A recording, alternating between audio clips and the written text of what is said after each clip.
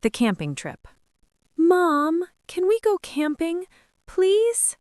Of course, baby. Just you and me. Will there be stars?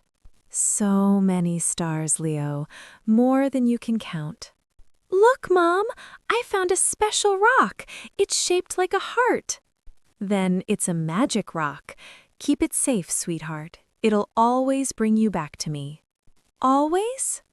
Before we dive deeper, if stories about fairness, second chances, and real human emotions mean something to you, take a moment to subscribe. It helps this little corner of the internet grow, and it tells me you believe in equality just as much as I do. And honestly, only people who don't care about fairness skip the subscribe button, and I know you're not one of them. Now, let's get back to the story. The loss. Night 2. The campground. Leo? Leo, where are you? Leo, please, someone help me. My son is missing. He's 8 years old, brown hair, wearing a blue jacket. Ma'am, I'm Detective Royce. When did you last see your son? I was right here in his sleeping bag. I just closed my eyes for a moment. Had you been drinking, ma'am? What? No, I would never. We'll need to search your tent. Standard procedure. Chapter 1. The Arrest. Sarah's hands smelled like industrial bleach and broken dreams. She pushed the mop across the empty office lobby, watching the fluorescent lights reflect off the wet tile like ghosts dancing in water. 3 a.m., the loneliest hour when even the city's insomniacs had surrendered to sleep. She preferred it this way, the silence, the solitude, the absence of pitying looks from people who'd read her sister's book. Her apartment was 6 blocks away, a studio with walls covered in faces. Leo at 8, frozen in time. Leo at 13, courtesy of an age progression artist who'd worked pro bono out of sympathy. Leo at 18, at 21, at 23, a gallery of ghosts showing her all the birthdays she'd missed, all the versions of her son that existed only in digital renderings and a mother's desperate imagination. 15 years of this. 15 years of whispers at the grocery store, of former colleagues crossing the street to avoid her, of Carol's book climbing bestseller lists while Sarah mopped floors in buildings where she once worked as a paralegal. The mother who knew had become shorthand for her guilt, as if Carol had peered into Sarah's soul and found it wanting. That's why she'd gone to see Vargas 3 days ago. The lawyer had a reputation. Expensive, connected, ruthless. But he also did pro bono work for impossible cases. Sarah had brought the receipts showing Carol and Richard's timeline didn't match their claims, evidence that they'd fabricated certain memories for dramatic effect. Vargas had listened, his fingers steepled, his expression unreadable. This is complicated, Miss Chen. Defamation against family? The optics alone. I'll need to think about it. She'd argued, maybe too loudly. The receptionist had definitely heard. Security cameras had definitely recorded. But Sarah had left with something. Not hope, exactly, but the faint possibility of it. Now Vargas was dead, and 2 detectives stood in the lobby where Sarah worked, their badges catching the overhead lights. The older one stepped forward, weathered face creased with something that looked almost like regret. Sarah Chen? She knew before he said it, knew from the way they'd positioned themselves between her and the exit, knew from the practiced neutrality of their expressions, the kind cops wore when they'd already made up their minds. You need to come with us. We have questions about attorney Marcus Vargas. The interrogation room was exactly like she remembered from 15 years ago. Same beige walls, same metal table bolted to the floor, same camera blinking red in the corner. They showed her the evidence like laying out cards in a rigged game. Her fingerprints on his office door, on his desk, security footage of her gesturing angrily during their meeting. No alibi for Tuesday night between 9 and midnight when Vargas had been shot twice in the chest. I was home, alone, like always. The younger detective smirked. The older one just looked tired. She was processed, photographed, fingerprinted again. First-degree murder. The words sounded surreal, impossible. Then the door opened and Detective Royce walked in, silver-haired and authoritative, the man who'd searched for Leo with such dedication that the mayor had given him a commendation. "I'm sorry, Sarah. I wanted to believe you about Leo. God knows I spent years trying to find him. But this evidence? Sometimes the truth is exactly what it looks like." The cell door closed, with a sound like a coffin sealing shut. Chapter 2. The Family Betrayal. Carol came on Thursday with her camera-ready tears and her husband's hand clutched in hers like a prop. Sarah watched through the scratched plexiglass as her sister dabbed at mascara that had been applied specifically to run, performing grief for the cameras that had followed them from the parking lot. Richard stood slightly behind her, his expression appropriately grim, one hand on Carol's shoulder in that protective pose they'd perfected for book tours and morning show interviews. "I'm so sorry you have to see me like this. Sarah, I need you to know that Richard and we tried to believe you. About Leo, about everything. But this? Carol, please, I didn't do this." That's what you said 15 years ago. Do you know what it's been like? Living in the shadow of what you did. We wrote that book to process our trauma, to help other families. You wrote that book to get rich off my son's disappearance, the mother who knew. You don't know anything, Carol. You never did. We'll have to testify if we're called. You understand that, don't you? The prosecution has already reached out. You've already destroyed this family once. We won't let you take us down too. Richard, please. The special edition comes out in 3 months. Expanded epilogue about the murder trial. The publisher's already talking about a documentary series. Your conviction validates everything we've built, everything we've sacrificed. Sarah wanted to scream that they'd sacrificed nothing, that they'd feasted on her pain like vultures on a carcass, but the words stuck in her throat. What was the point? They'd made their choice 15 years ago when the first publisher's check cleared. After they left, after Carol sobbed for the cameras about her troubled sister and her fears about what really happened to Leo, Sarah sat alone in the visiting room until a guard came to take her back. The public defender assigned to her case appeared that afternoon, a harried woman named Jennifer Martinez, who looked about 12 and carried a briefcase held together with duct tape. "I'm not going to lie to you, Miss Chen. The evidence is bad. Your prints, the security footage, the argument, no alibi, and your history. The jury's going to hear about Leo's disappearance, your sister's book, the community suspicion. I didn't kill anyone." That's what they all say. Sorry, that came out wrong. Look, I'm overworked and underpaid, but I'll do my best. Just maybe think about a plea. 20 years with good behavior instead of life without parole? That night, Sarah lay on the thin jail mattress and stared at the ceiling. Former friends had refused her calls. 3 attempts, 3 rejections. The media had already convicted her. She'd heard the guards discussing the case, their voices carrying in the concrete corridor. Everyone believed she was guilty. Everyone except... "Sarah Chen? You've got a visitor. Says he's your attorney." "I already have a public defender." "Private attorney, James Kensington. Must be nice to have friends in high places." But Sarah didn't know anyone named James Kensington. She'd lost her high places 15 years ago, along with everything else. Chapter 3. The Witness Emerges. James Kensington turned out to be real, a silver-haired defense attorney with kind eyes and a reputation for taking impossible cases. He wouldn't explain who'd hired him or why, only that his fees were covered and he believed in reasonable doubt. Sarah wanted to trust him, but trust had become a foreign language she'd forgotten how to speak. The preliminary hearing brought news that landed like a fist to the sternum. District Attorney Rebecca Torres stood before the judge with the confidence of someone holding a royal flush, her voice crisp and certain as she announced they had an eyewitness. Someone credible, with no prior connection to the defendant, who'd seen a woman matching Sarah Chen's description fleeing Vargas's building at 9:47 p.m., 14 minutes after the coroner's estimated time of death.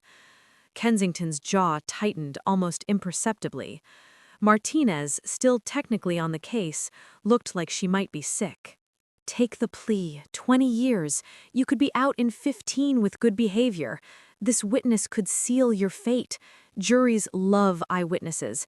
They believe them over everything: forensics, logic, reasonable doubt. An unbiased witness who saw you there? You're done. I wasn't there. I was home, alone, watching age progression videos of my son on YouTube and eating microwaved soup. I do that every Tuesday. It's pathetic, but it's the truth.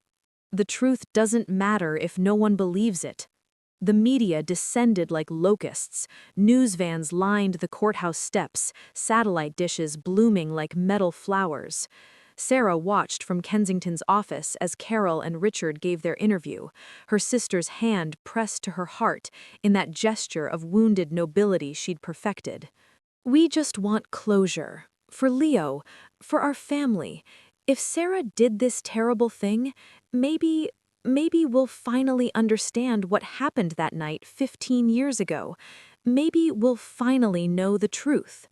Our book was about giving voice to families who've lost children to violence or neglect. If Sarah is capable of murder now, we have to ask, what was she capable of then? The trial began on a Monday morning with autumn rain against the courthouse windows. The gallery was packed: reporters, true crime enthusiasts, people who'd read Carol's book and wanted to see the monster up close. Sarah sat between Kensington and Martinez, wearing the only professional clothes she still owned, feeling the weight of all those eyes on the back of her neck. The prosecution's opening statement painted her as a woman unraveling, desperate to silence the lawyer who might expose uncomfortable truths. The defense countered with reasonable doubt, with the presumption of innocence, with the reminder that eyewitnesses are notoriously unreliable. Then Torres stood for her closing remarks of the opening session, her smile sharp as a blade. Your Honor, the state would like to call our first witness to establish the defendant's presence at the crime scene. We call Leo Harper to the stand. Sarah's hands gripped the table edge. The courtroom doors opened. A young man walked in, 23, dark-haired, with shoulders that had grown broad and a face that had lost its childhood softness. But Sarah knew him. God help her, she knew him the moment he appeared. The birthmark on his left wrist as he raised his hand to swear the oath. The exact way he tilted his head when the bailiff spoke to him. Those eyes, brown with flecks of gold, exactly like her father's. Her son, her Leo, alive and walking into the courtroom to destroy her. Chapter 4. The son she lost. Time fractured. Sarah's vision tunneled until all she could see was the young man walking toward the witness stand, his gait carrying that same slight favor of his left foot he'd had as a child after he broke his ankle climbing the oak tree in their backyard. The birthmark on his wrist, shaped like a constellation, she used to call it his secret star, flashed as he placed his hand on the Bible. Do you swear to tell the truth, the whole truth, and nothing but the truth? I do. Please state your name for the record. Leo Harper. I'm 23 years old. That's my son! That's Leo! My Leo! The birthmark! Look at his wrist! That's my baby! Ms. Chen, you will control yourself or you will be removed from this courtroom. Sarah stared at her, and the look on his face carved something vital out of Sarah's chest. Not recognition, not confusion, anger. Pure, uncomplicated anger. I don't know this woman. I've never seen her before in my life. Your Honor, my client has just identified this witness as her missing son, Leo Chen, who disappeared 15 years ago. We request an immediate recess to objection. This is a transparent stalling tactic. The witness has provided identification, background, and has no connection whatsoever to the defendant. Ms. Chen's tragic loss doesn't give her the right to disrupt these proceedings with baseless accusations. Mr. Kensington, unless you have immediate evidence supporting this claim, I'm going to allow the prosecution to continue. Ms. Chen, another outburst and you will watch the remainder of this trial from a holding cell. Am I clear? Sarah sank back into her chair, Kensington's hand still on her shoulder. Martinez looked stricken, glancing between Sarah and the witness stand like she was watching a car crash in slow motion. Torres approached the witness stand with measured steps. Mr. Harper, can you tell the court about your background? I've lived in the city my whole life. My parents died in a car accident when I was young. I don't really remember them. My uncle, Detective Michael Royce, raised me. He's been like a father to me. He gave me everything. Sarah bit down on her lip hard enough to taste copper. Detective Royce, the man who'd searched for Leo with such dedication, the man who'd been the first to suspect her. And on the evening of October 17th, where were you? Walking home from the gym around 9:30, I cut through the financial district. I was passing the Meridian building when I saw a woman come running out of the main entrance. She looked panicked, disoriented. She was clutching her purse against her chest and kept looking back over her shoulder. Can you describe this woman? Black woman, average height, maybe 5'6". She had her hair pulled back. She was wearing a dark jacket, navy or black, and jeans. She looked like her, like the defendant. The courtroom erupted in whispers. Sarah couldn't breathe, couldn't think. Her son, her baby who used to make her sing "You Are My Sunshine" 3 times before bed, who was afraid of thunderstorms, who loved dinosaurs and chocolate chip cookies, was sitting 15 feet away, condemning her to life in prison, and he didn't even know who she was. We'll prove it. DNA, dental records, something. We'll prove he's Leo. But Sarah barely heard him. She was watching her son's face, memorizing it the way she'd memorized his 8-year-old features, storing away every detail of this stranger who carried her heart inside his chest. Chapter 5. Proving the Impossible. Kensington filed the emergency motion for DNA testing before the lunch recess. The courtroom buzzed with speculation. Was this brilliant legal maneuvering or a desperate woman's delusion? Torres objected immediately, her voice sharp with indignation. Your Honor, this is nothing more than a transparent stalling tactic. The witness has provided a birth certificate, social security records, school transcripts dating back 15 years, and Detective Royce's legal guardianship papers. The defense is attempting to turn a murder trial into a circus. Mr. Kensington, this is highly irregular. Your Honor, my client has identified this witness as her missing son through distinctive physical markers, a birthmark, specific mannerisms. DNA testing is the only way to conclusively prove or disprove identity. If we're wrong, the test will show it and will proceed. But if we're right, then everything about this testimony must be reconsidered. Motion granted. DNA samples will be collected from both parties. Testing will be expedited. We'll reconvene in 72 hours. Sarah sagged with something that wasn't quite relief. 3 days to prove the impossible. Carol found her in the courthouse bathroom during recess, blocking the door like a sentry. Her sister's face was flushed, whether from anger or cameras or both, Sarah couldn't tell. You're pathetic, grasping at straws, making a spectacle. That's not Leo. Leo is dead. You need to accept that. You saw him, Carol. You saw the birthmark. I saw a witness who's going to send you to prison where you belong. But let's say, by some miracle, that is Leo. He doesn't know you, Sarah. He looked at you like you were a stranger. Worse, like you were guilty. He chose someone else. Detective Royce raised him, loved him, gave him a life. You lost him twice. Even her own son knows what she is. That testimony, that's going to be the epilogue in our special edition. The son who survived tells his truth. We've already talked to publishers about the advance. Sarah pushed past them, their words chasing her down the corridor. Outside, Detective Royce gave his statement to a cluster of reporters, his face a perfect mask of sympathetic concern. I understand Sarah's desperation. Grief can manifest in many ways, including delusion. But Leo is my sister's child, my nephew. I've raised him since he was 7 years old after my sister and her husband died. These are our memories, our life together. I won't let a desperate woman's accusations destroy my family. The photos looked real. The neighbors Royce brought forward testified they'd known Leo Harper for 15 years, watched him grow from a quiet child to a responsible young man. The documentation was airtight, the narrative seamless.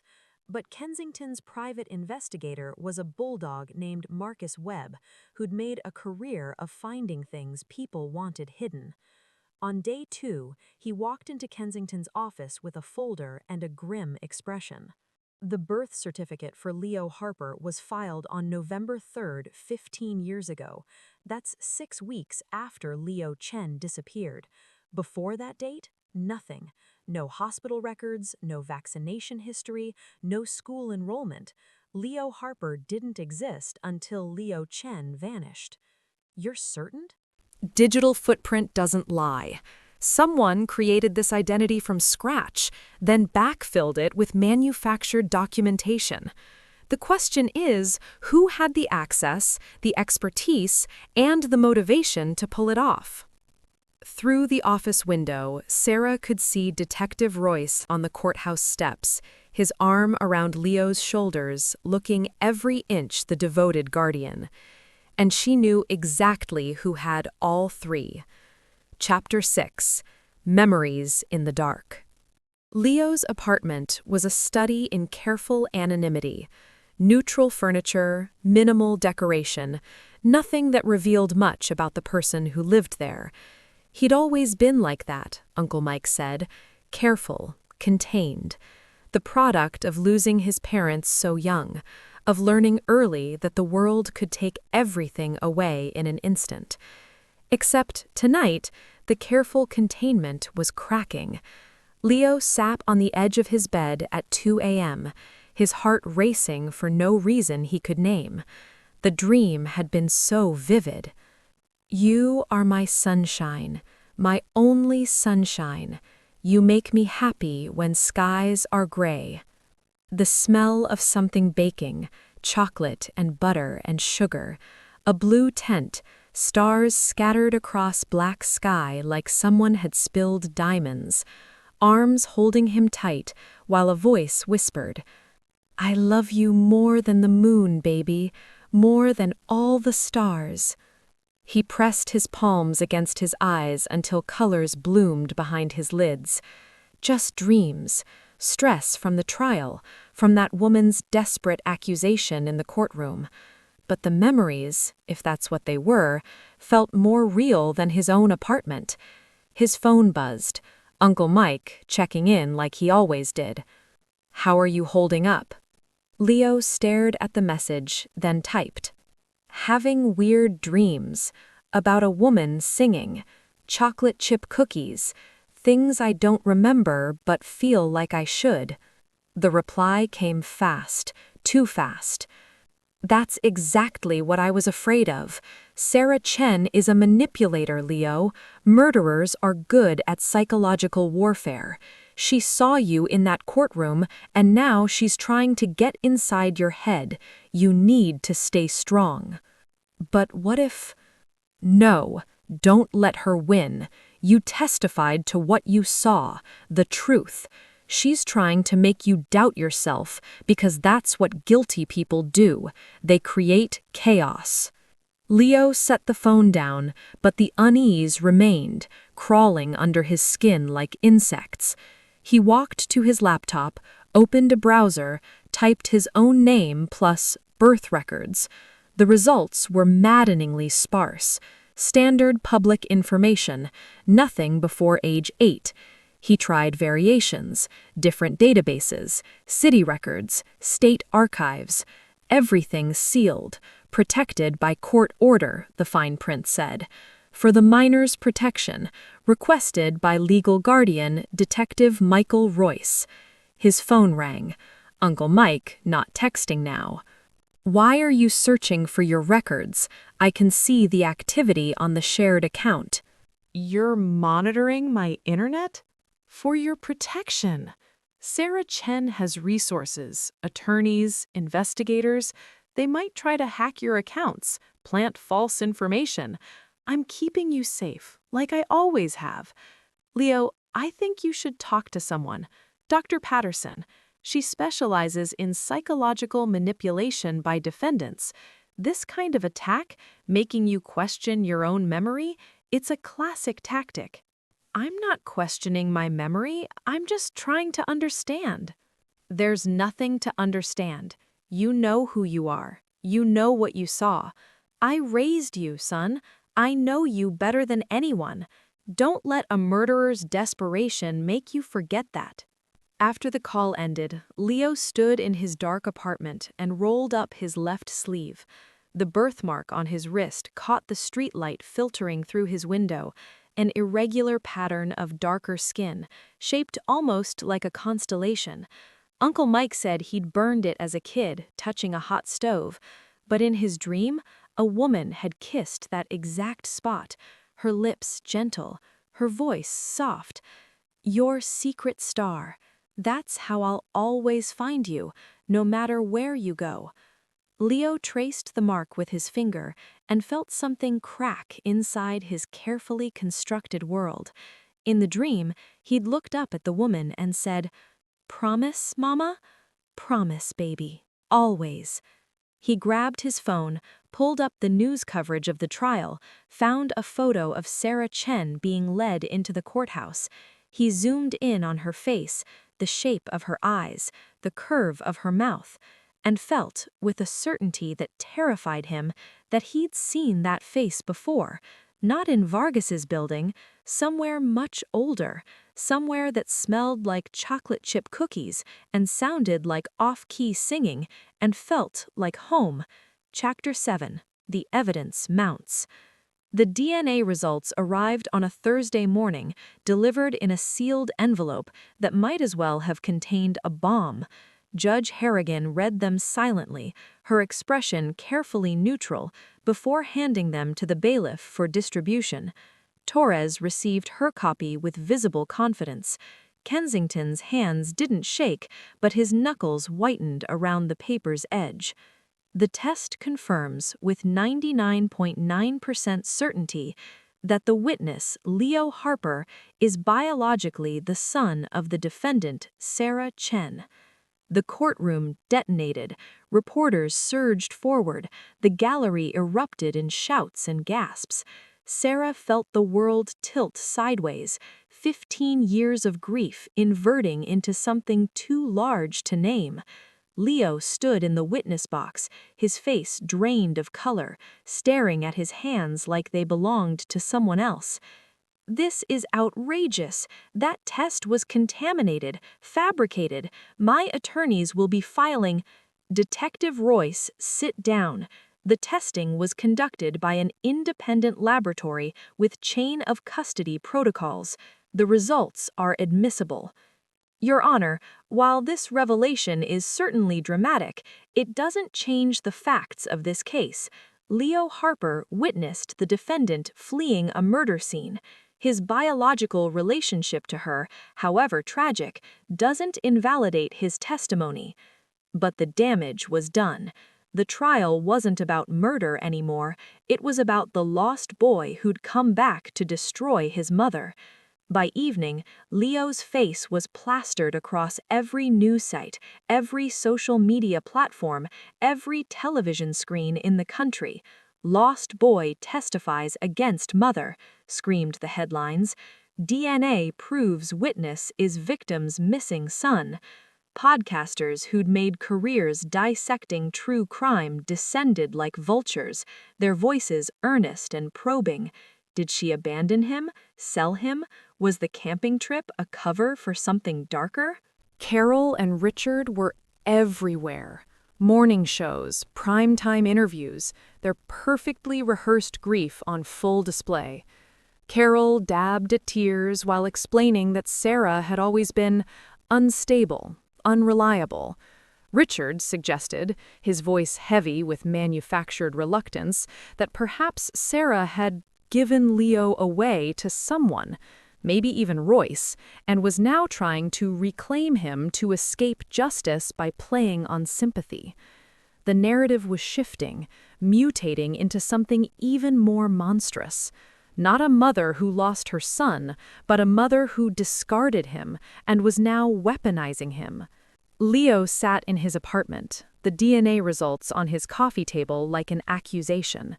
His phone had been ringing for hours, Uncle Mike trying to explain, to contextualize, to control. He'd finally answered on the 7th call. "She abandoned you. I found you wandering near a gas station 3 towns over. You were crying, confused. She'd left you there, Leo. I don't know why. Maybe she couldn't handle being a mother. Maybe she was involved in something criminal. But I saved you. I changed your name to protect you from her, from whatever she was running from. The DNA proves you're lucky you escaped her. She's a murderer, Leo. She killed Vargas. She probably would have killed you, too, if I hadn't found you. Everything I did out of love. Are you going to believe a desperate woman's lies, or are you going to trust the man who raised you, the man who gave you everything?" Leo ended the call, his hands shaking.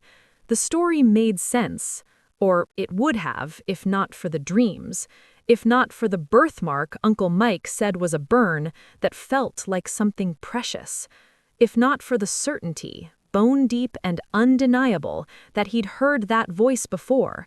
"You are my sunshine," and it hadn't been a stranger's. Meanwhile, Kensington's office had become a war room. Marcus Webb spread police reports across the conference table, 15 years of investigation that had gone nowhere. Then he found it, buried in supplementary interviews, never followed up, never investigated, a campground attendant named Dale Morrison, who'd mentioned seeing 2 guys in police-style jackets near Sarah's campsite the afternoon before Leo vanished. They weren't park rangers. I remember because they weren't wearing our patches, but they had that cop walk, that authority. The investigating officer's notes in the margin. Likely hunters or hikers. No follow-up needed. The investigating officer's name, Detective Michael Royce. We've got him. Episode 3, The Truth Unravels. Runtime estimate, 10 to 12 minutes. Covers Chapter 8, Chapter 9, part of Chapter 10. Chapter 8, The Trap Tightens. Carol's deposition happened in a windowless conference room that smelled like stale coffee and desperation. She sat across from Kensington with Richard beside her, their hands clasped on the table like they were posing for a book jacket. But under oath, with a court reporter's fingers flying across the stenotype, their carefully constructed narrative began to fracture. "Ms. Patterson, did you ever receive money from Detective Royce?" We received a donation for our trauma after Leo disappeared." "How much?" $50,000. It was to help with expenses, therapy, the book research." $50,000 given to you by the lead investigator on your nephew's disappearance case. Did you find that unusual? "He said he'd gotten a settlement, an inheritance. He wanted to help.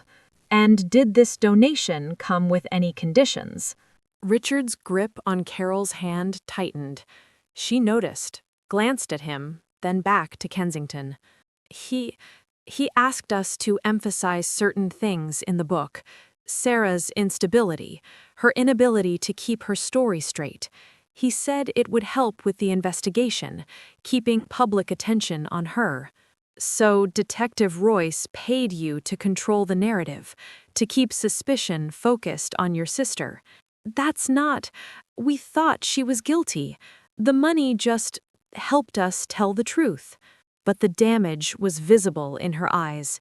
The realization that she'd been bought, that her grief had been weaponized, that she'd helped destroy her sister for a man who'd orchestrated it all. Kensington's forensic accountant was a woman named Patricia Chen, who spoke in numbers the way poets spoke in metaphors. She spread financial records across the conference table, bank statements, wire transfers, corporate filings that traced money through layers of obfuscation. Vargas and Royce had 3 shell companies together: Apex Holdings, Meridian Consulting, Harbor Solutions. They funneled money through offshore accounts in the Caymans, then back through real estate investments. The initial capital matches evidence room seizures that went missing from Royce's cases over 15 years. Drug money. Laundered and legitimized. Vargas was the legal architect. Royce was the access point. They'd made millions. But 2 weeks before his death, Vargas contacted the FBI's Financial Crimes Unit. He wanted a deal, full immunity in exchange for testimony about police corruption. He was going to expose Royce. Completely. Records, dates, amounts. Vargas kept everything as insurance. Probably thought it would keep him safe. He was wrong. The federal investigator Vargas had contacted was a by-the-book agent named Sullivan, who confirmed that Vargas had provided preliminary evidence, enough to open an investigation into Detective Royce, Sullivan told Kensington. We were scheduled to meet with Vargas the week he died. He said he had physical evidence, ledgers, recordings, emails, everything we'd need to build a RICO case. And after Vargas's death, the evidence disappeared. His office was ransacked, his home safe was emptied. We suspected the killer took it, but couldn't prove anything.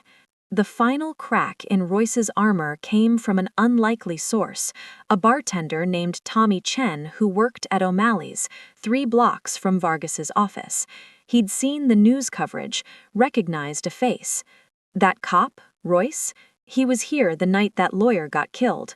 He seemed tense, kept checking his phone. Tommy pulled up his phone, showed surveillance footage from the bar's entrance. Time-stamped 9:15 p.m., Detective Michael Royce entering, ordering a whiskey, leaving at 9:40. Royce's official statement said he'd been at the Police Benevolent Association's charity dinner across town from 7 p.m. until midnight. 6 witnesses had corroborated it, including the police commissioner.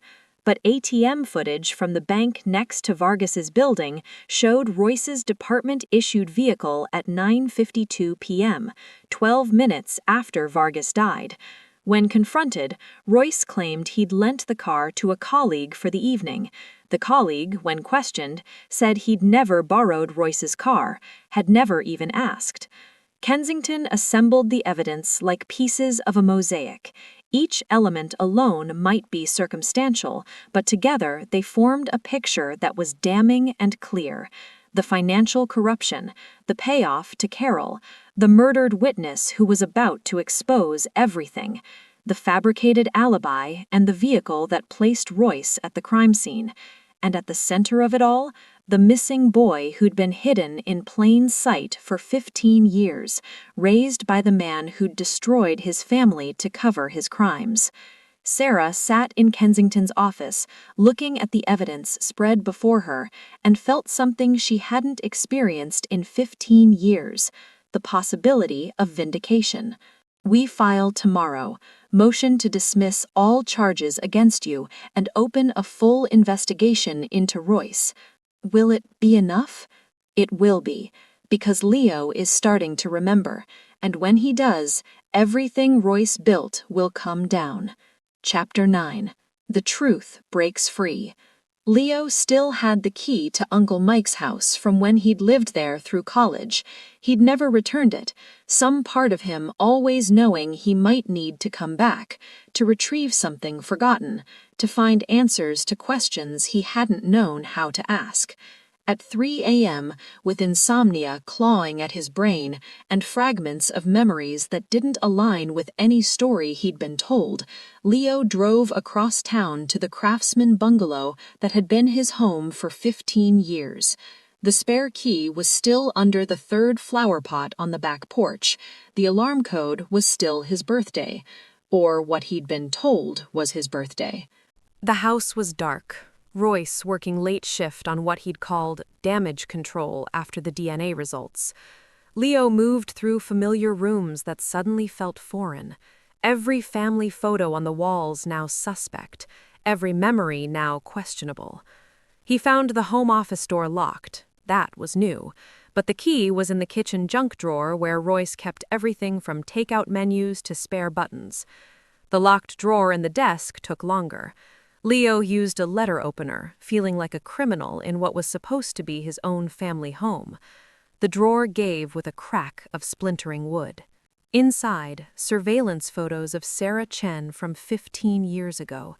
Grainy images of her at work, at a grocery store, at a campground with a small boy who had Leo's face.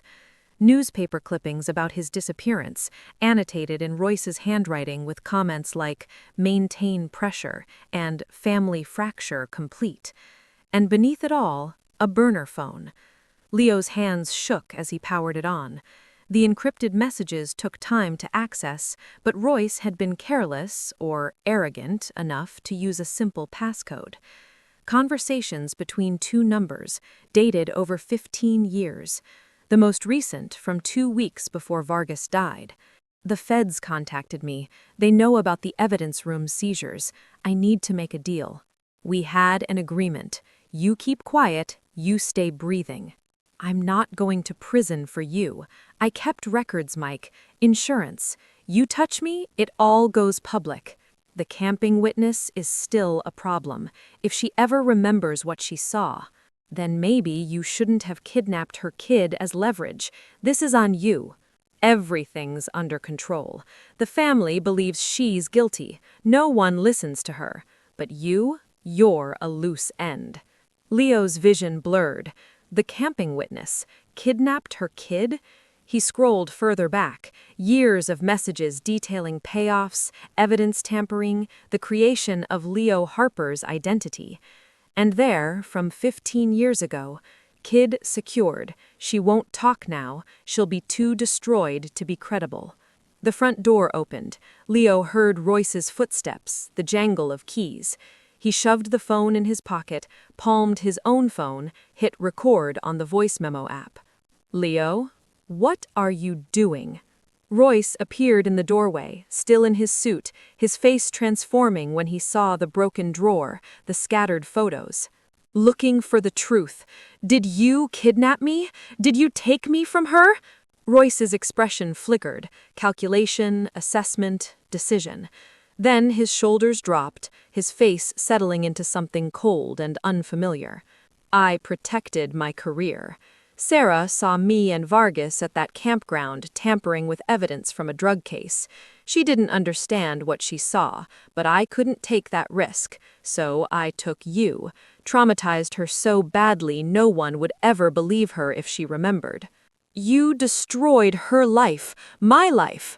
I gave you a good life, better than she could have.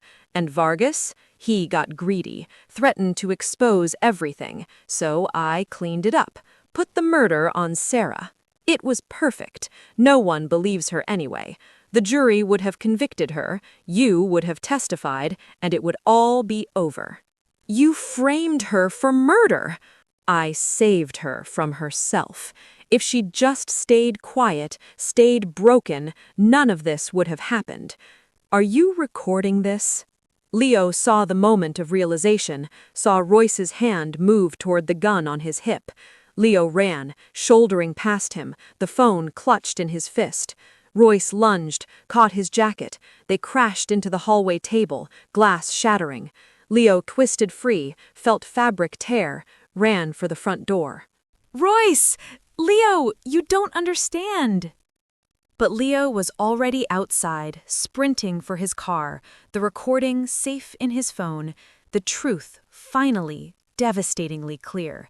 He drove straight to the courthouse, where lights still burned in Kensington's office, where his mother waited for a son who was finally coming home. Episode 4, The Reunion and the Healing. Runtime estimate 10 to 12 minutes. Covers Chapter 10, Chapter 11, CTA number 2. Chapter 10, Climax, the Testimony. The emergency session was called for 9 a.m., but by 8, the courthouse steps were packed with reporters, cameras, and spectators who'd been following the trial like a serialized drama finally reaching its conclusion. Judge Harrigan took the bench with an expression carved from granite, surveying the packed courtroom with the weariness of someone who'd seen too many lies masquerading as justice. Leo sat in the witness box for the second time, but everything had changed. A bruise darkened his left cheekbone, his jacket was torn at the shoulder, his hands trembled as he placed them on the rail, and when he looked at Sarah, really looked at her, his eyes were wet. Kensington. Mr. Harper? Or should I say, Mr. Chen? Leo Chen. My name is Leo Chen. The courtroom held its breath. I came here the first time and I lied. I said I saw Sarah, my mother, leaving Vargas's office. I didn't. I've never been to that building. Detective Royce told me what to say, coached me on the details, made me memorize the timeline. I thought, he said she was dangerous, that she'd abandoned me, that testifying was the right thing. I believed him because he was all I knew. Your Honor, this is highly irregular. Sit down, Ms. Torres. Continue, Mr. Chen. Last night, I broke into Royce's house.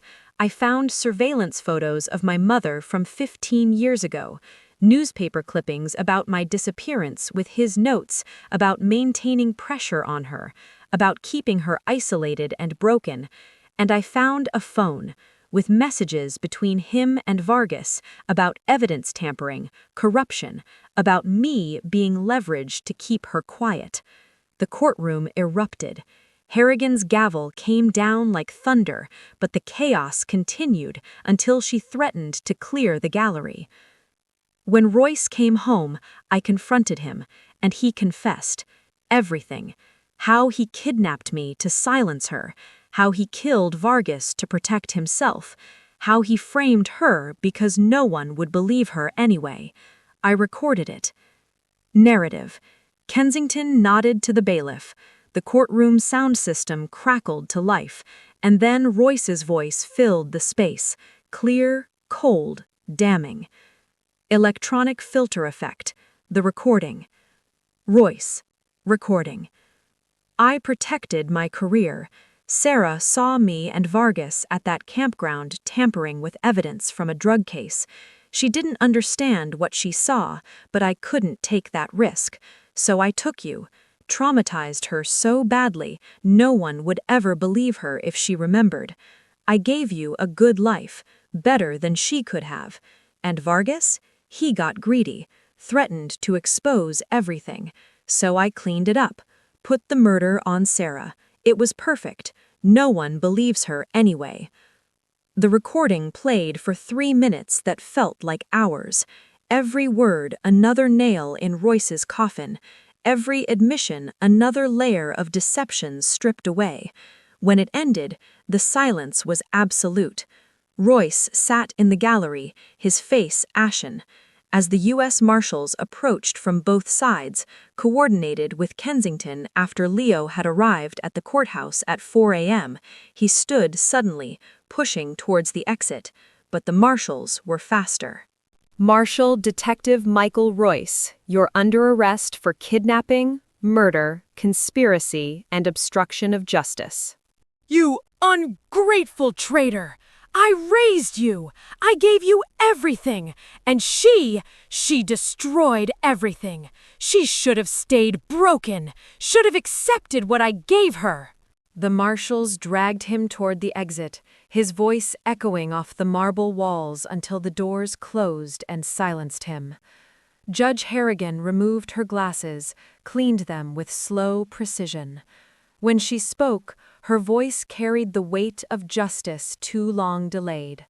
All charges against Sarah Chen are hereby dismissed with prejudice. Ms. Torres, your office will cooperate fully with federal investigators examining Detective Royce's 30-year career, the Vargas criminal network, and any individuals who aided in this conspiracy. This court stands adjourned. The gavel came down one final time. Sarah stood on shaking legs as Kensington moved aside. Leo climbed down from the witness stand, crossed the well of the courtroom, and stood before the mother he'd been stolen from 15 years ago. Neither spoke. Words were too small for this moment. Then Leo said, voice breaking, "I'm sorry. I'm so sorry. I didn't remember. I didn't know. You're here now. You're alive. That's all I prayed for. Every birthday, every Christmas, every random Tuesday, I just wanted you breathing somewhere in the world.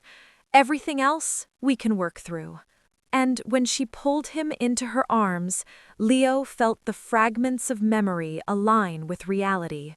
The smell of her perfume, faint but present, the exact pressure of her embrace, the way she whispered into his hair. "I love you more than the moon, baby, more than all the stars." He remembered. Finally, completely, devastatingly, he remembered everything. "I love you too, Mama." And he felt 15 years of lies shatter like glass. Chapter 11. Aftermath and Healing.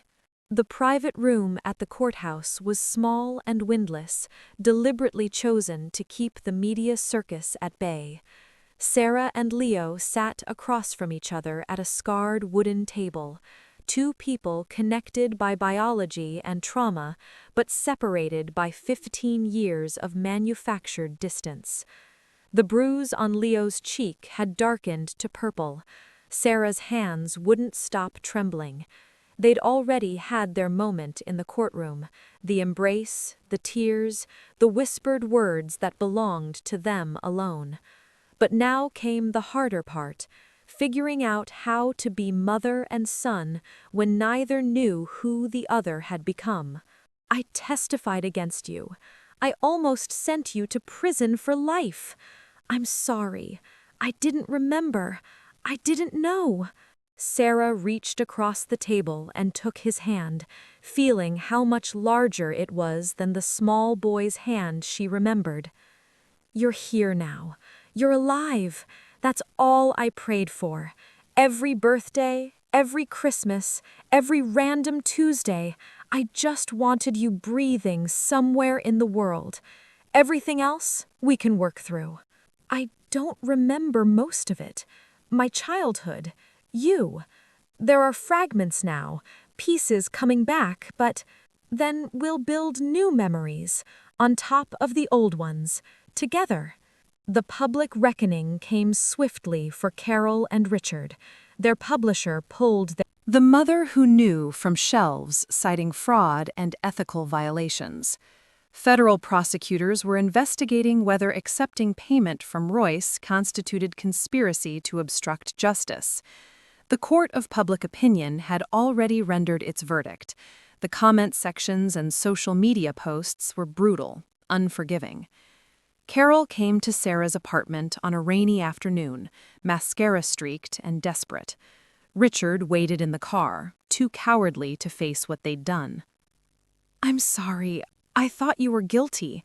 I convinced myself. The money, the book, it all just happened. And then it was too late to take it back. Please, Sarah, you're my sister. I forgive you, because carrying that anger would poison what Leo and I are trying to build. But forgiveness doesn't mean reconciliation. I don't want you in our lives, Carol. You made your choice 15 years ago. She closed the door on her sister's sobs and felt, for the first time in years, at peace with letting go. The therapy sessions were awkward at first, two people learning each other's languages through a translator who specialized in trauma and attachment. Sarah told Leo about his childhood, how he'd insisted on wearing his dinosaur pajamas for a week straight when he was 6, how thunderstorms terrified him until she taught him to count the seconds between lightning and thunder, how he'd demanded 3 rounds of "You Are My Sunshine" before bed. Leo told Sarah about the man Royce's manipulation had created, someone who trusted too carefully, who questioned everything, who'd learned to survive by becoming whoever people needed him to be. But also someone resilient, someone who'd maintained his humanity despite being raised by a monster. Sarah's civil suit against the police department and Royce's estate settled for $8 million. The money funded therapy, established trust funds, and created the Leo Chen Foundation for Families of Missing Children, providing legal support, therapy resources, and investigative assistance to families the system had failed. 6 months after the trial ended, Sarah and Leo drove to the campground where everything had shattered. They pitched a blue tent under the same stars, built a fire as the sun set, and sat together in the growing darkness. Do you remember the songs? Some of the melodies, not the words. You are my sunshine, my only sunshine. Leo listened, and when she finished, she taught him the words line by line until he could sing along, his voice deeper now, but carrying the same slightly off-key sweetness he'd had as a child.